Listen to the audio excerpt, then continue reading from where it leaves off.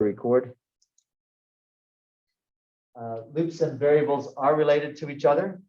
That is that you can't really have a loop unless you have some way of measuring when you should end the loop.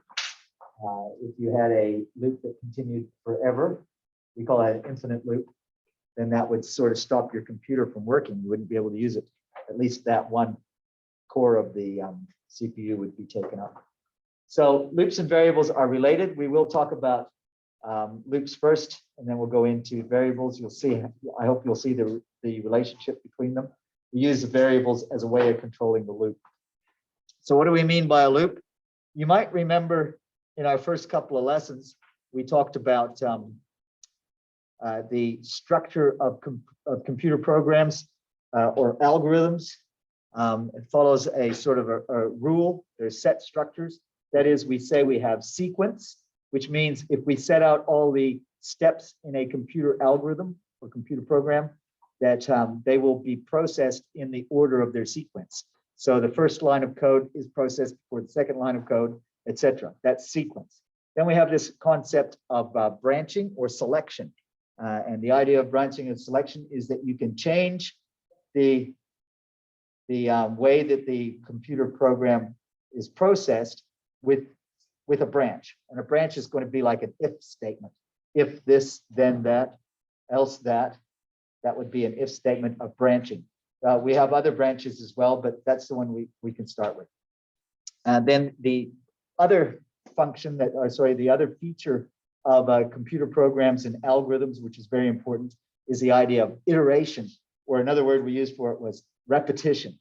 That is that we can take a bunch of code and we can repeat it many times. This is what really harnesses the power of computers. Computers are not smarter than people. People are smarter than computers at the moment. But what's computers, the advantage that computers have is that they are able to do processing very, very fast. So if you give them some simple instruction, you can ask them to do it millions of times in a very short period of time, which is something that people can't do. And so that's why we have computers do things like calculate people's bills with the telephone company, all right? Anything like that, which is where a simple task, a person could do somebody's bill quite easily, but the computer will do millions of people's bills over a short period of time. And so that's the real benefit and the strength of computing, or that's how it was first harnessed, and it's still used in that way. So let's look at how that's. So you might remember this little algorithm that came with one of the earlier lessons. The problem was that the person was trying to, they had their problem, which was that they had to write out a lot of times a punishment statement. And, you know, I will not do this anymore. I will not, whatever that I did wrong, I won't do that again. You know, write it out 100 times. It's kind of a boring thing. A computer could do that quite easily, much faster than a human could do it. Well, how would they do it? Well, they would put some kind of repetition. Now, this example is trying to be shown there with some repetition. It is incomplete. This is missing something. It's actually missing something at both points up here, actually, or above there. It's not showing the place where we determine whether we're going to repeat or not. So it needs a branch down here. It also needs some kind of initialization.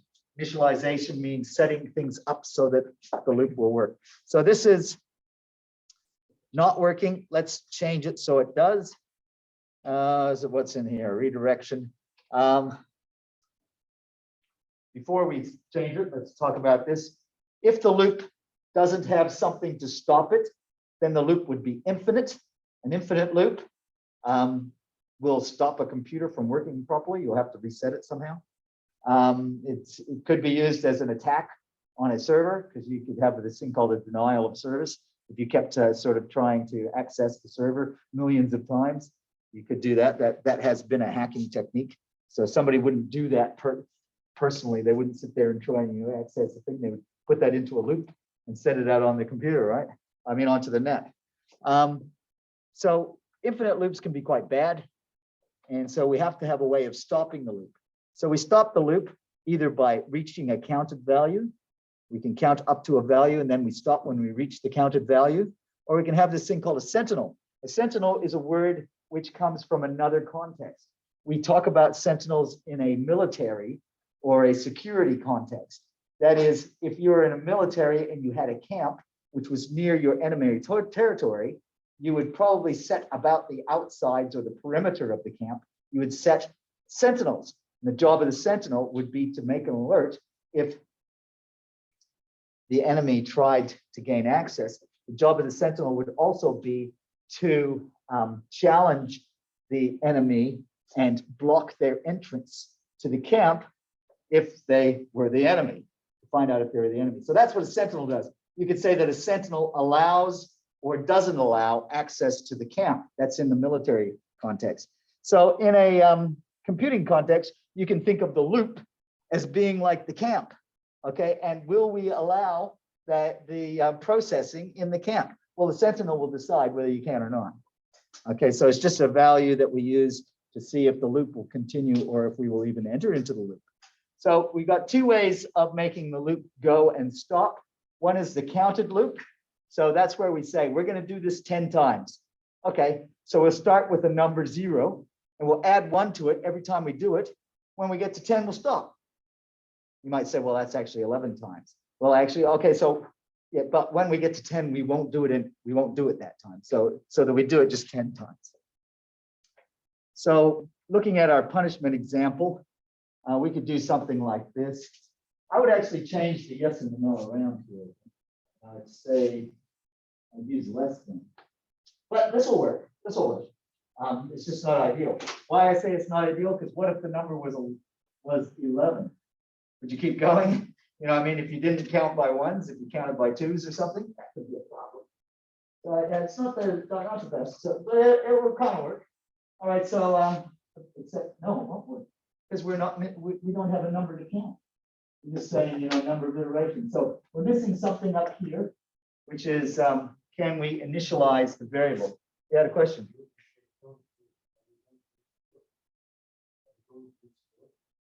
Code? 4? No. Good. A good thing, a for loop would do this very nicely. But I don't think, even when we were teaching the Python course, we didn't use for. We use for in sort of like second.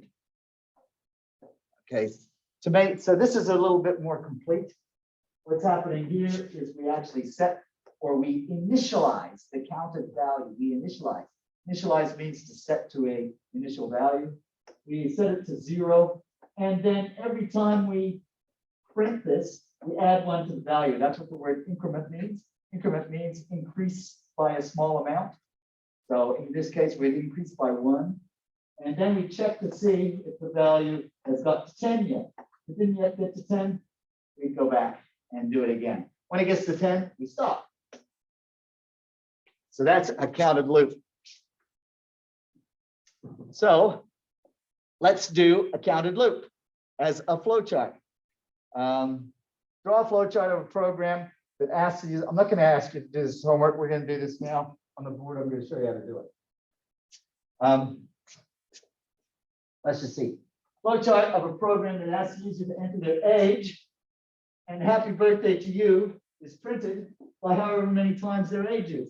So if they have an age of 5, then happy birthday is going to be printed 5 times. If they have an age of 25, then happy birthday is going to be printed 25 times. So how would we do that? So with every flowchart, we need to have a start. And going back to our previous flowchart, we could kind of copy from it, I suppose, because the format is going to be the same. Okay, it's going to be like that. First, we're going to have to initialize a variable. But then we're going to have to add one thing to this. We have to get the age. We have to initialize a counter and we have to get the age. So there's one thing missing there, which is get the age. And then age will be this, instead of number 10, we'll use age. So it's just like this, except for we're going to add one more input here before the number of iterations. And then here, instead of using a number 10, we're going to use that So this is using a variable. So remember, today's lesson is about variables and loops. The variable is going to be the age. Okay, so let's go ahead and do that. So we would get the age. That's an input. So I'm going to use this rhombus shape. That's an input, right? Get age or input. Get age. Then we need to initialize our counter. Initialize the counter. This is a process. So we don't need any input from the user to do that. We can do that on our own. We would do that in a process. We could say that if we, in our code, whatever code we have, we would do something like counter takes the value of 0. Looks like it looks like it's saying counter is equal to 0, but it's not mathematical. This is not a mathematical.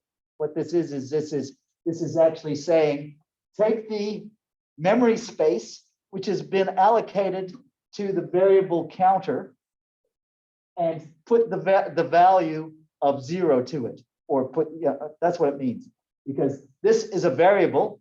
A variable is going to occupy a memory position, and it can contain a value. And so this is the value at that memory position. So the memory position of counter is holding the value of 0. Then what we do is we're going to print. And we could do a while here at the moment, right? We could say, well, it doesn't matter. So what we're going to do is we're going to print happy birthday, right? So initialize the counter, we print happy birthday, output happy birthday.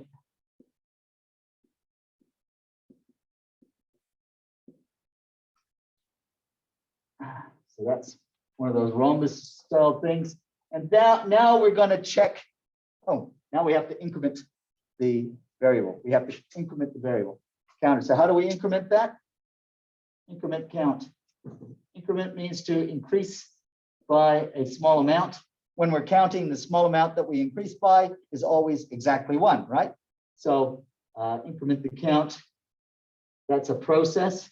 That would be equal to count takes the value of count plus 1. That's how that would be in a pseudocode, or if it was in a program. Okay, so now we increment the count. Now what we do is we're going to check the variable and to see if we've got to the age yet. So what we'll say is count is less than age. This is a question, right? Count is less than age. So it would be a test. A question would be like if count is less than age. If it's less than age, yes or no. If it's less than age, then what we're going to do is we're going to go and do this again. Okay, so this is what we mean by the loop. You see the loop. We go here. If we numbered all of these as lines of code, line 1, line 2, line 3, line 4, line 5, and eventually the count will become big enough so it's no longer less than the age, right? Eventually the count will become the age. So what we would do then, sorry, I'm running out of room, is we would, there's no more output. We would just end. We're going to start and an end.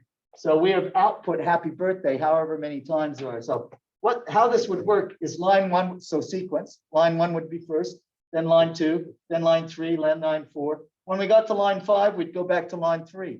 Line 4, 5, 3, 4, 5. We keep on doing this 3, 4, 5 until the count became as big as the age. Then we would stop. Does that make sense? So that's why it's a loop, because we keep doing the same thing over and over again. That takes advantage of the computer's ability to process things very quickly. So it's just spinning through here really, really fast. At the start of this course, we said that computational thinking is not to think like a computer, right? It's to think in a way so that you can solve problems using a computer. So I don't want you to I don't want you to think that I'm trying to make you think like a computer. We're just trying to use our own human way of thinking to set up a problem so that the computer can solve it. All right, so the Sentinel loop solves the problem in a different way. What the Sentinel loop is going to do is it's going to, well, what I should say is counted loop is good if we know how many times we're going to do it. Sentinel loop is good if we don't know how many times we're going to do it. So we're just going to stop when we said we don't want to do it anymore.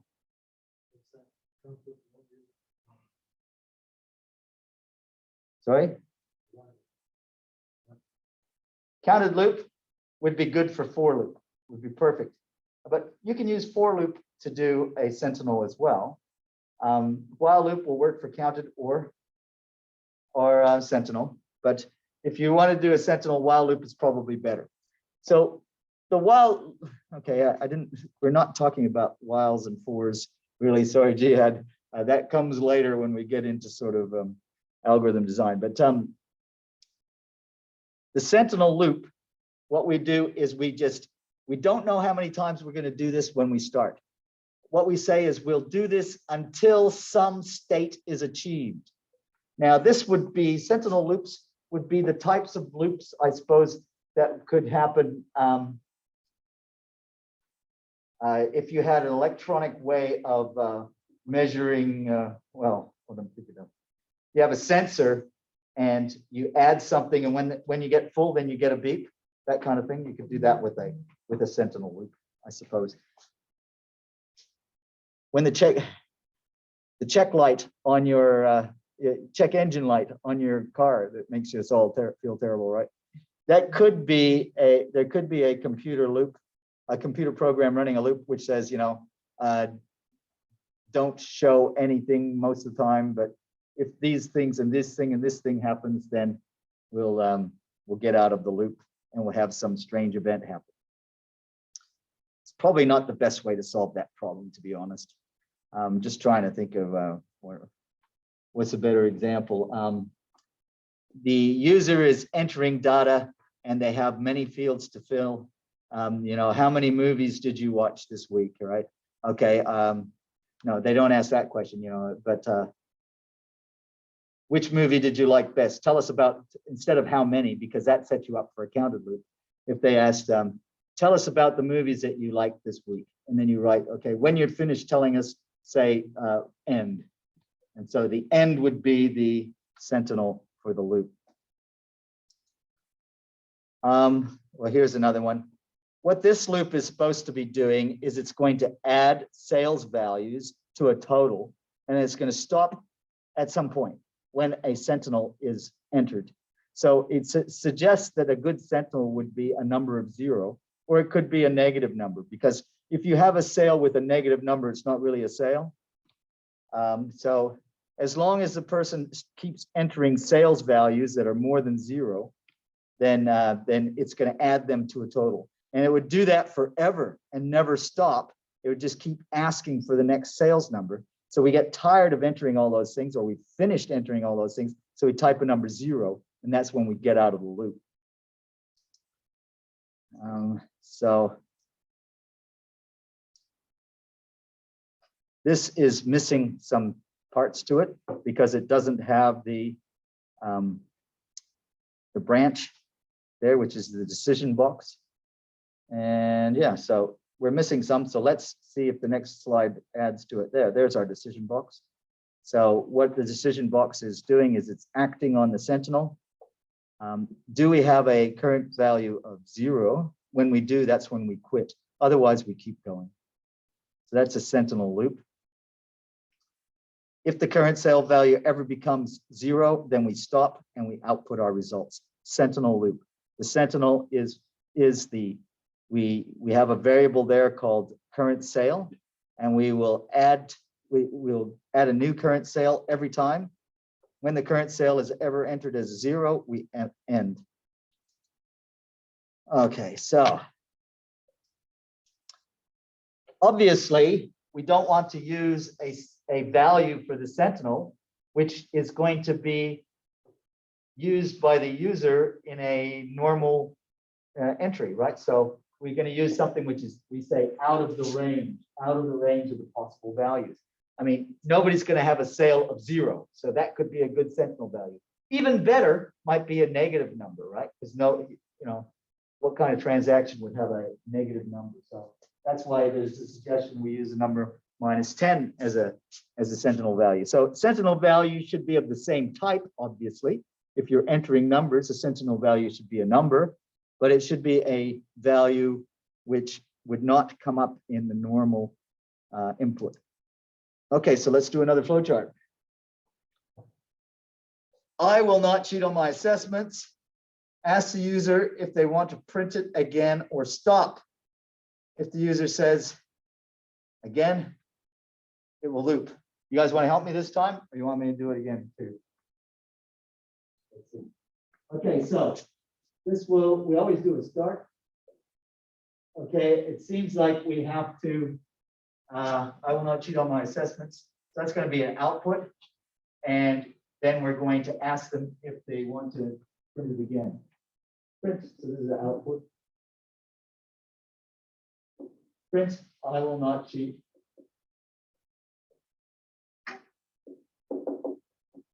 I'll not something. Does this actually happen? I mean, I went to school, I never had to write on the board. You guys ever have to write on the board 100 times? I will not. No, me either. I will not. And then we ask the user a question. Continue or something like that. I'll just put continue as a question mark. Supposing they say no, then we're at the end. That's kind of easy. Supposing they say yes.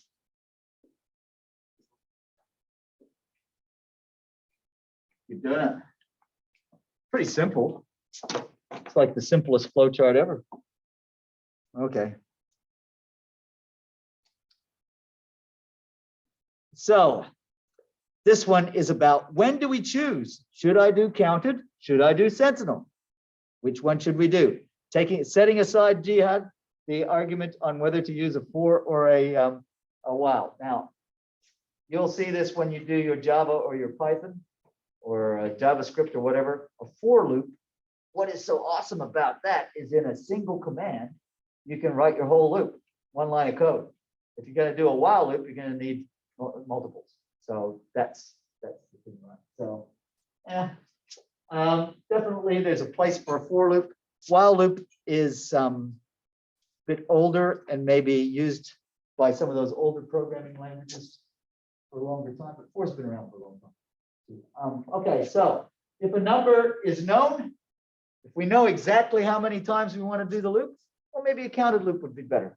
If we don't know how many times, then maybe it would be better to use the Sentinel loop. Pretty simple like that. That would be our choice. I know that I'm going to do something 100 times exactly, not 99, not 101. I could use a counted loop. I don't know how many times I'm going to do it. I'm going to do it until I get tired. Okay, then I would use a Sentinel loop, and the question would be, are you tired? When I say yes, then I stop. Sentinel loop. All right, so getting towards the end of that topic, this is a new topic. So we had 2 topics today. The first topic was about looping. The second topic is about variables, and I said they're related, right? And they are, because we saw the variables there that we were checking. The idea of a variable and memory. Remember when we talked about it in our first couple of lessons, we talked about the structure of a computer, von Neumann architecture, that kind of stuff. Remember, it had registers, we had primary memory and secondary memory. Okay, let's talk about the registers in the CPU. So when we, and the RAM, random access memory. When we have a computer program, we have to work with data, right? We have data input, we have processing, and then the data is stored, and then it is output later. So stored, where, how? So remember the CPU registers. Okay, so the memory addresses all have numbers on them, and the computer operating system is able to address that bit of memory. So what it does is it assigns a bit of memory to a variable.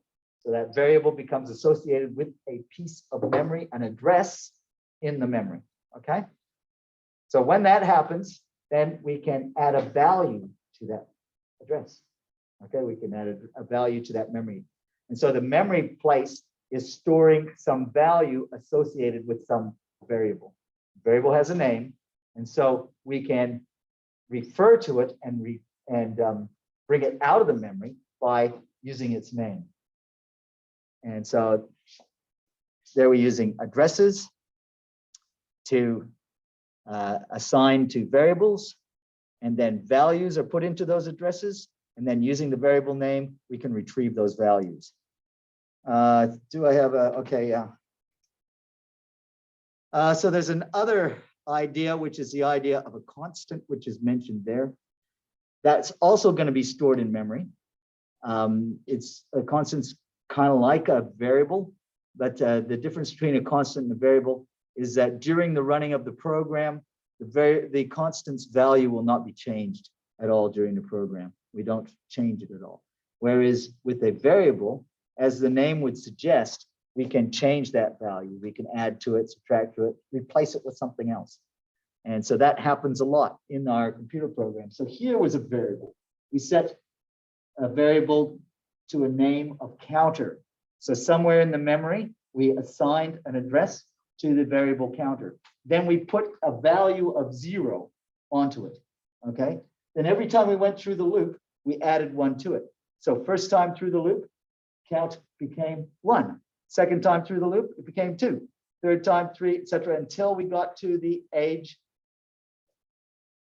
And then we stopped and no more adding. So at the end of that program, the count would be equal to the age, according to that program there. So variables, we change the values regularly through the program, but constants, we don't. All right, so some examples of constants that you might want to use. We have constants that are in the mathematical world. So for example, a long time ago, some smart people who are mathematically inclined were able to calculate that there was a constant called pi that worked for all true circles. And so pi is this number 3.14159, and it goes on many more decimal places. But you can use this number to calculate various, what would you say, characteristics of a particular circle. So if you know the radius of a circle, you can calculate its circumference, and you can calculate its volume if it was a sphere, or you can calculate its area if it's just a circle. So that's what we're doing here, is we can use the constant pi multiplied by the square of the radius to get the area of the circle. So you could have, in your program, you could set a variable to the value of pi, and then you could easily do this calculation. Okay, so some syntax rules about this. This is really standard more than rules. Basically, what we try to do is we try to make our programs as readable as possible.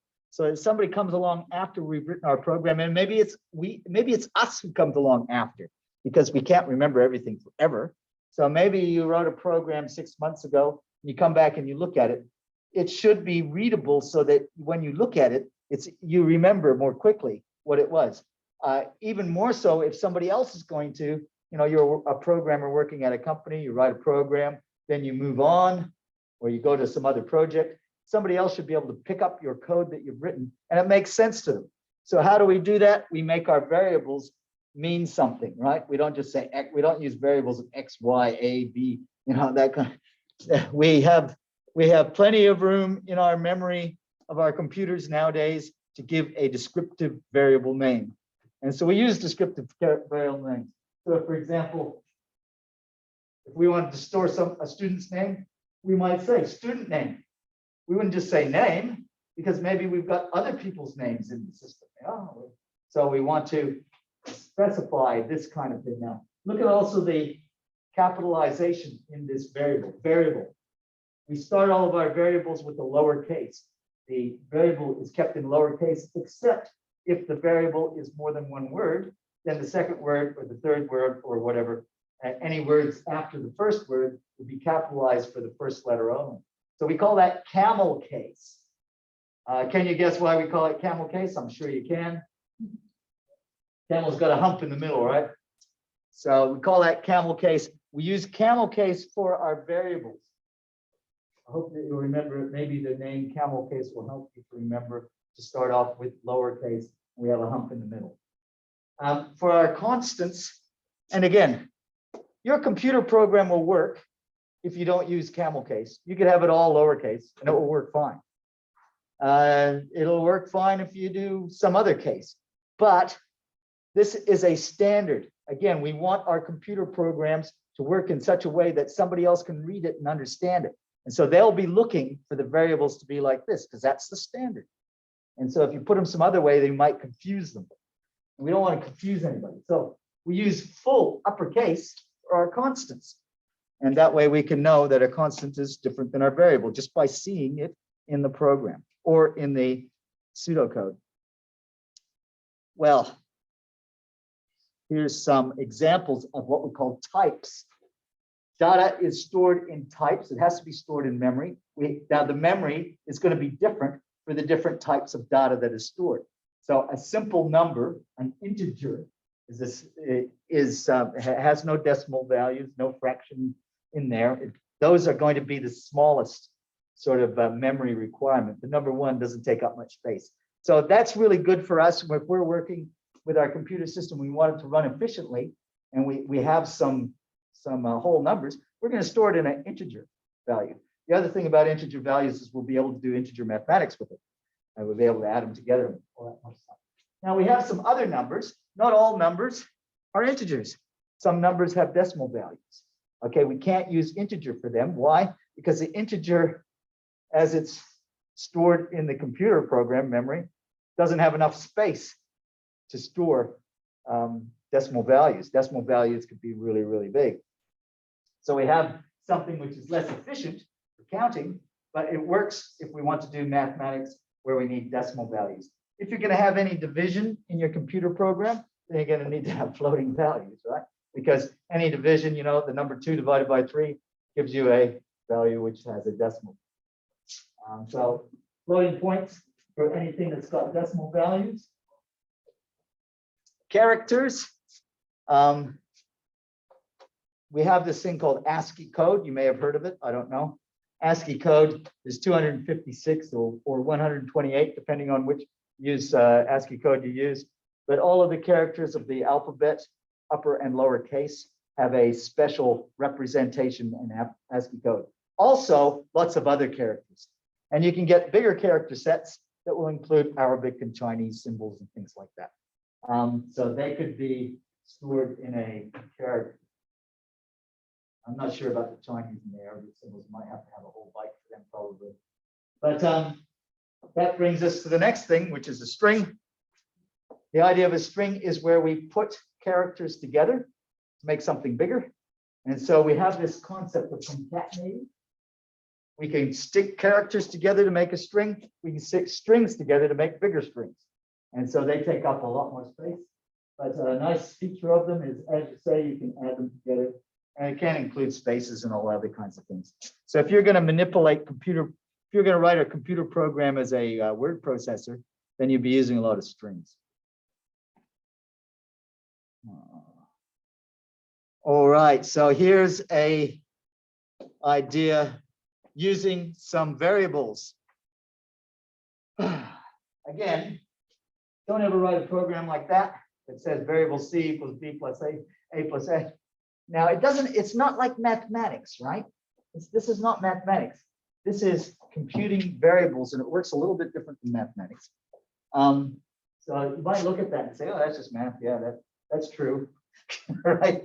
Okay, no, what this actually means is this, that when you see an equal like that in pseudocode or a programming language, what that means is the variable C, which is stored in memory somewhere, takes the value. This is what the equal means. It actually, or you could say, is assigned the value of whatever is the contents of variable A in the memory and whatever is the contents of variable B in the memory added together.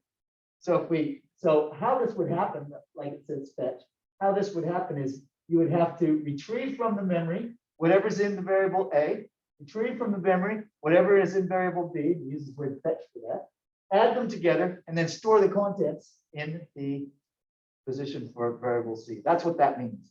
It's not math, although the output would look kind of like math, right? Because it was 2 plus 3 equals 5.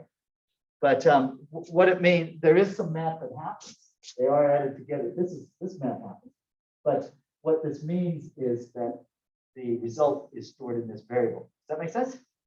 That's all that means. Now, if we then had a command that said output C, it would retrieve from what is in the C and put it to the screen or wherever we're outputting. Display the value. Okay. Does that make sense? I'm going through this kind of fast, but I don't want people to go to sleep.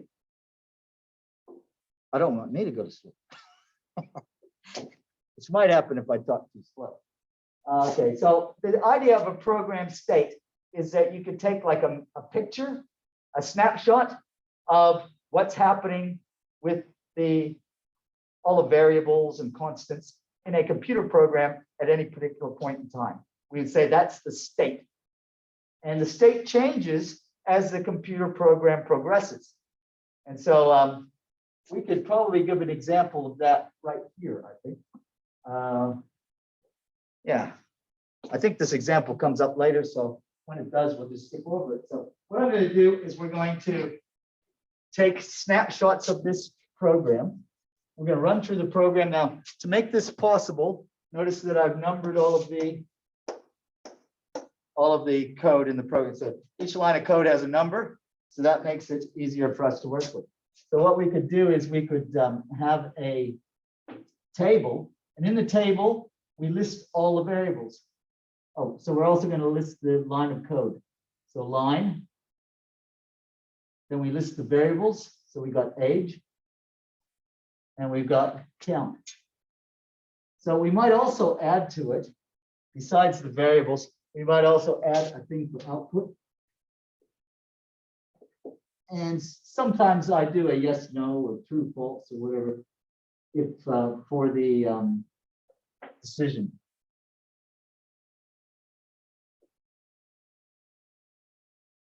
Sorry if that's hard to read. Okay, so let's go through this. This is we call this a trace. We're going to get to that in a second, right? We call this a trace. So what we do with a trace is we go through one line at a time, and we show what's going to happen there, all right? So at the start of the program, the only thing we've got is the age. Well, let's give it a value. Let's say the age is 3. So the person is 3. So at line number 1, the age came in, and the age was 3. These other things have not been set up yet. So they're just nothing. Okay, so now we're going to go to line number 2. Initialize the counter. Well, how that's actually going to go is we're going to say that count takes the value of 0. Do you remember that? We had that up there before. Count takes the value of 0. So now the second line, age is still 3, right? This didn't do anything to change age. Age is still 3, but now we have a value for count. Count 0. Okay, so this is the state. The state of the computer memory is changing, right? We're assigning values to variables and things like that. Okay, now number 3, third line of code, we're going to output happy birthday. Does anything happen to age or count? No, they're still the same. The age is still the same. The count's still the same. But here we're going to output happy birthday. That gets output. That's what happened there. Okay, so now we're going to go to line 4. We increment the count. Increment the count means count takes the value of count plus 1. So you won't see that in your math textbook, will you? So this is why computer programs, right, is different than math. Count equals count plus 1. So yeah, try and solve that equation. It's not an equation, right? It's an assignment state. What it says is count takes the value of whatever was in the count variable with 1 added to it. So now count becomes 1. These other things don't change. So Our age is still 3, but now our count is 1. Then we go to this thing, is count less than age. That's line 5. That's this thing here. Is it true? Is count less than age? Well, count is 1 and age is, so these didn't change in line 5. Count is 1 and age is 3. Yeah, count is less. So that's a yes or a true. So yes means we have to go back to line 3. Going to do line 3 again. Line 3 is I'll put happy birthday. These things don't change. So we do a happy birthday. Then we're going to go to line 4 and we increment the count. So the count becomes 2. Right? So we're here. Now we're going to do the test. Is count less than age? 2 is less than 3. Yes. That's good. Okay, so yes means we have to go back to line 3. Line 3, we're going to none of these things change. Okay, so we're going to print happy birthday. Again, getting tired of printing happy birthday. That's why I made the age only 3, right? Imagine I made it 25. I wouldn't have enough room on this page. All right, so that's there. Increment the count. So this stays the same, but we increment the count. Count is equal to count plus 1. Count was 2. Now it becomes 3. Is count less than age? We're back at line 5. Is count less than age? No. So these don't change, but this becomes a no. And so now we have to go to the end. Finish. The state changed, right? The value of count changed. The value of age didn't change. Well, it did in the first line. But after line 1, it didn't change anymore. This is called a trace. Some people, we used to call it desk checking. Okay, so we've just done it. It says, recall a flow chart, blah, blah, happy birthday, the number of times. So I didn't skip anything. Ta-da! All right, so any questions? All right, I'm going to stop recording then.